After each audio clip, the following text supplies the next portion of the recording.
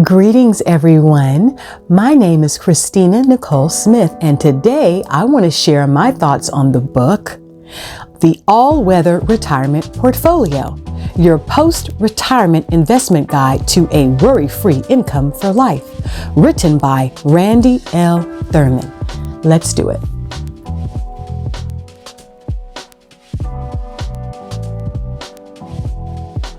Welcome back. Normally, I am reviewing 5 things I like about select children's books that I highly recommend. But today, I'm mixing things up a bit and reviewing a book for adults. As a reviewer on the Reedsy Discovery platform, I received an advance copy of this book. First, let me give you a short summary of what this book is all about. Okay, this book is about how one can protect their lifestyle against a bad inflationary time frame, stock market crashes, low interest rates, rising interest rates, businesses going out of business, and other financial storms. Randy L. Thurman is a certified financial planner, certified public accountant, and personal financial specialist. He has been researching and applying investment strategies since 1986 and is CEO of Retirement Investment Advisors. He specializes in helping those who have retired or are about to retire have a comfortable income for life. So this book walks you through step by step in how to do that. He also shows you how to avoid making the big mistake many retirees make with their retirement portfolio in order to create the all-weather retirement portfolio that will sustain you with income for 40 years. The strengths of this book are: 1, there's a page at the beginning of the book that contains free online resources to the reader. One being a link to a subscription to the author's newsletter and a free initial consultation with the author as well, among other things. 2, there is a preparedness for retirement checklist, which will be a helpful tool for the reader to help them gauge their level of financial readiness for retirement. 3, this book is written in an easy to understand manner with a conversational tone. And 4, the whole of Chapter 7 is exclusively focused on the perfect financial storm and how to survive it. The author shares the data he analyzed over the 40-year period of 1973 through 2012 as an example of the best and worst of what can happen with one's investments based on a $100,000 amount at 5.5% disbursement, with adjustments for inflation to show how long one's money would have lasted during that 40-year period.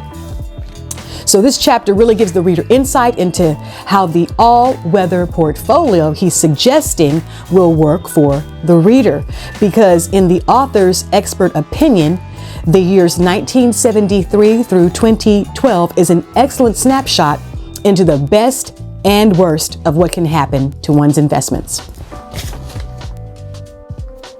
Okay, the book's major weakness, in my opinion, is that even though it's being published in 2022, it makes no mention of the effects of an epidemic or pandemic on financial markets and how that ties into the author's financial advice he is offering in this book.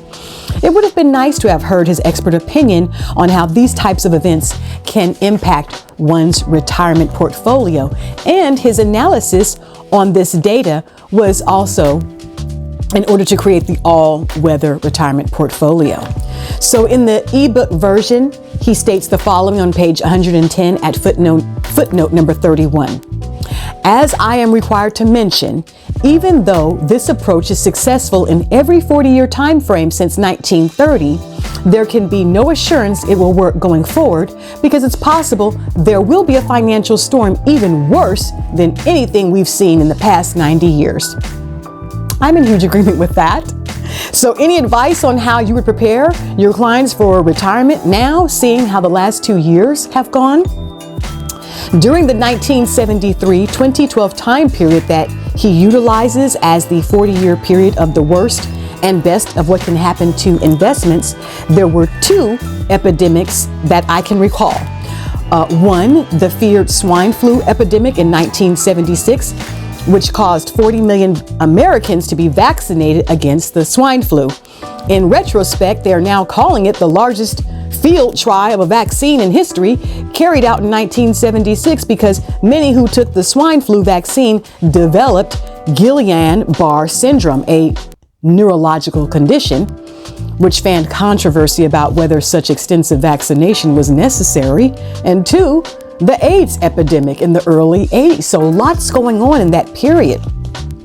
With this in mind, if one looks at the current situation in today's financial markets, at first it seemed like the stock market was still booming in 2020, but that has not been the case lately, and people are talking about the market being propped up and that other countries are losing faith in the United States dollar. So right now the dollar is tied to the petrodollar, meaning it is backed by oil. However, with major countries now switching from buying oil with the dollar and instead using the Russian ruble, that's a problem. Therefore, people are looking to invest in precious metals, land, and commodities, which, by the way, the author makes no mention of investing in any of these as part of a diversified portfolio. So that was a weakness in my opinion. Okay, I would recommend this book for any reader who is a beginner in the investment arena and needs investment terms and strategy broken down into an easy to understand manner. Once they are done reading this book, they will definitely feel more comfortable in the investment space and ready to work towards their retirement planning with confidence. I give this book 3 stars because it is worth reading. It's great for beginners and there's lots of great gems contained inside. Yet, for those that are looking for advice on how to navigate today's waters in 2022 with more clarity, they won't be able to get much help with this book. Well, that's all that I have for today, and I'll see you next video.